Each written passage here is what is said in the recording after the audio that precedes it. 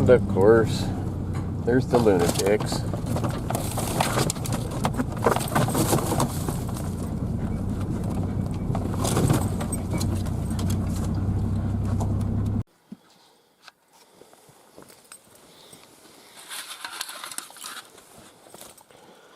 Somebody's shotgun target.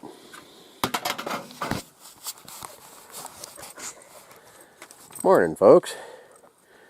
Come up here to set out some pre-season bait posts. I dig some small post holes, and Cindy had her guinea hen. She's had a old guinea hen. The thing's was given to us. We've had it for years.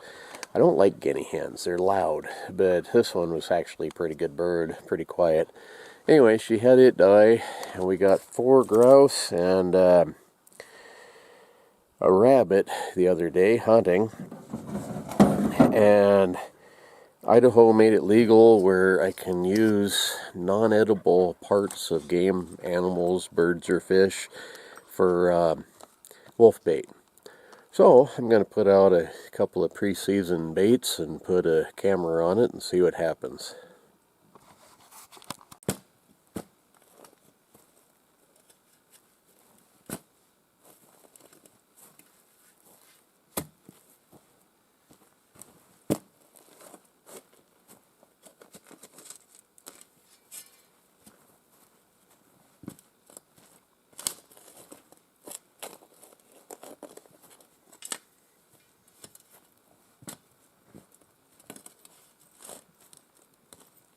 Where you at, Dottie? Get over here.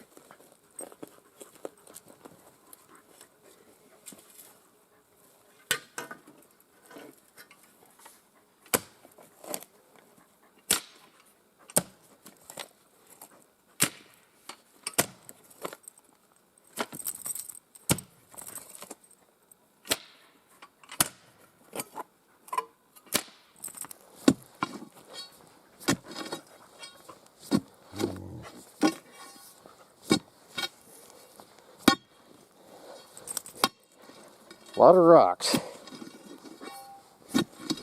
Why they call it the Rocky Mountains, I guess.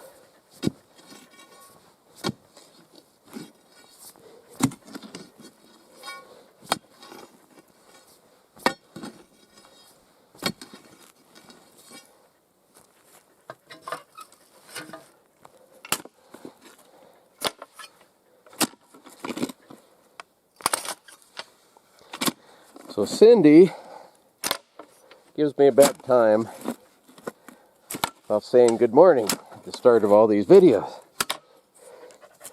Well, right now it's probably 3 in the afternoon, I'm guessing.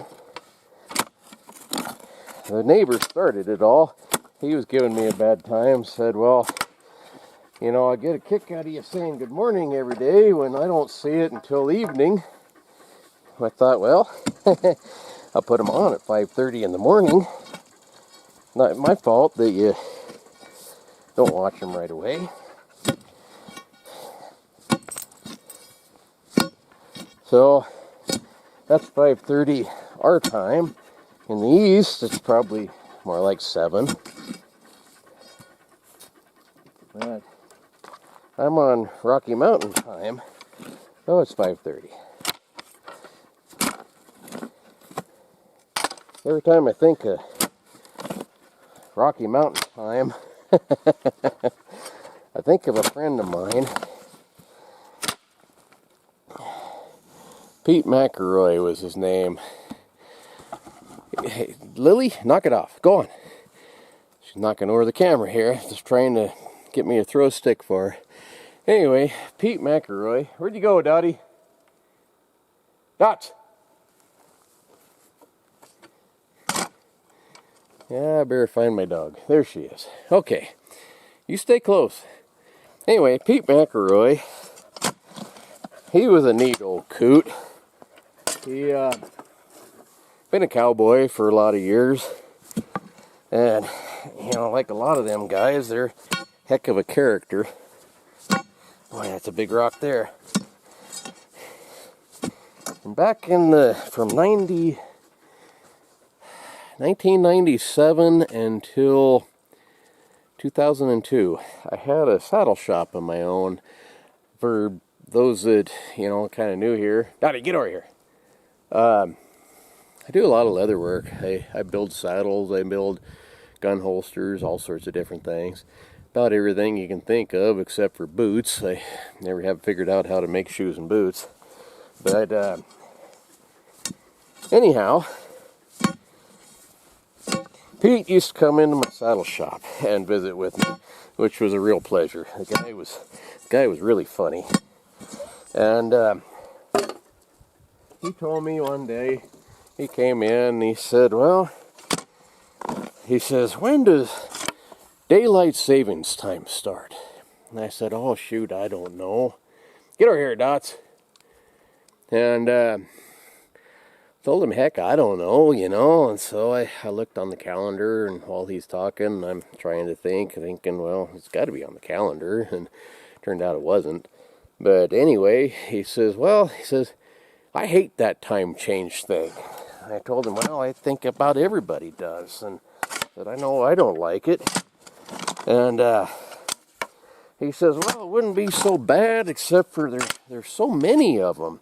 He says, there's daylight savings time, there's standard time, there's eastern time, there's mountain time, there's Pacific time. He goes, hell, he says, do you even know when mountain time starts? I told him, well, no, I guess I don't. And he says, that's the only one I do know. He says, that's when the sheep's got his head stuck in the fence.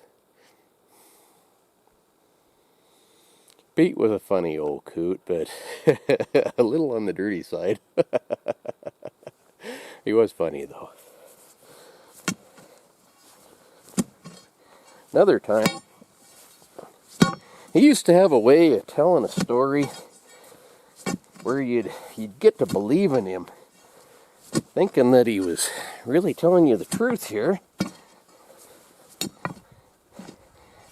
And you'd get to believe in him right up until the end, where there was a punchline. So, one day he comes into my saddle shop, and he says, have you ever hunted out Napoleon Ridge? I said, yeah, not for a long time, but yeah, I have. And he says, when you get out, clear out to the end, where you can overlook the river, and there's a place down there called Deadwater. It's just kind of a slack water area. It's really deep, from what I've been told. And anyhow, he says, when you get out there and you can look down onto the river and see Deadwater and all that, he says, that big rock that's out there. And I thought about it, and I thought, big rock. Yeah, I think I know which one you're talking about. And he says, I was out there this morning before daylight, and had a thermos of coffee, waiting for the sun to come up, hoping a deer would come by, and I couldn't really see much. And he says, it was starting to get light, real pretty sunrise, and he says, there's a deer over there, and it's kind of standing on the edge of the woods all by itself. And says, I couldn't tell, looking at it, if it was a buck or a doe, and it's just still too dark to see. And he says, pretty soon, he says, it got a little bit lighter, and that deer is still standing there. Turns out, big rock. Anyway, he says, it turns out that it was a doe. I thought to myself, well, maybe there's a buck with it. Maybe it's got a buddy, and so I'm sitting there drinking my coffee and watching this deer. And after a while, it starts to kind of come up toward the rock I was sitting on. And he says something was wrong with that deer. He says half the hair was gone on his back. His tongue was hanging out, and it looked like he was sick or something. And he says it was kind of staggering, like it wasn't walking good. And like I say, I'm buying this thing's hook, line, and sinker, thinking, well, what could have been wrong with it? And he says pretty soon, he says that deer, he came walking up right underneath the rock I was sitting on, And he looked up at me, and it looked around like, oh crap, I better run. And it didn't run, and it was staring right at me. And finally it says, that's the last time I do that for $5. Pete was funny. I miss that old guy. He ended up dying of a heart attack, I bet, at least 10 years ago, probably more. But he was probably, I bet he was 85. Nice old guy, but man, he had all sorts of stories like that. I wish I could remember them all. Anyhow, I'm almost done with this hole. Throw one of them grouse or rabbit carcass down there, and I got a camera over here on the tree.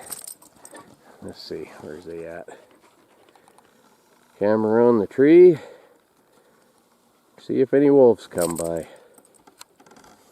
But in the meantime, thanks for watching, folks, and see you next time. Bye.